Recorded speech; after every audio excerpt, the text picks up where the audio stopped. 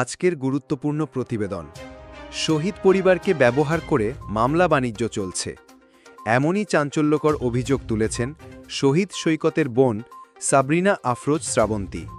তিনি বলেন, আসল অপরাধীরা এখনও ধরা পড়েনি, এজন্য শহীদ পরিবারগুলোর মধ্যে মামলা করতে ভয় এবং অনীহা কাজ করছে।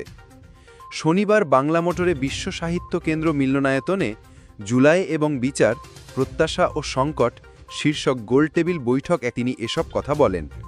শ্রাবন্তী আরও বলেন, ফ্যাসিস্টদের মূল নেতারা চলে গেলেও তৃণমূল পর্যায়ের নেতারা এখনও বিভিন্ন পরিচয় টিকে আছে, ফলে শহীদ পরিবারগুলো নিরাপত্তাহীনতায় ভুগছে।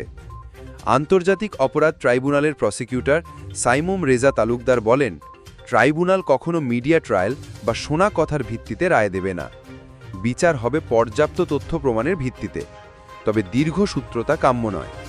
বক্তারা এক বাক্যে দাবি করেন, কার্যকর বিচার এবং দৃশ্যমান শাস্তি নিশ্চিত করতে হবে।